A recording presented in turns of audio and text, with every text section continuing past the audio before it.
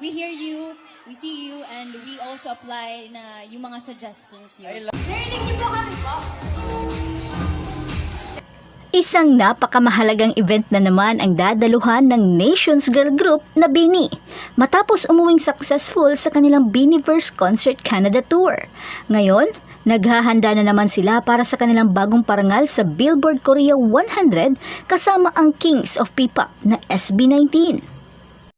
Ang dalawang grupo ay paparangalan bilang mga Voices of Asia Award na magbibigay pugay sa kanilang makabuluhang kontribusyon sa musika ng Pilipinas at sa kanilang patuloy na pagsuporta sa P-pop sa pandaigdigang entablado.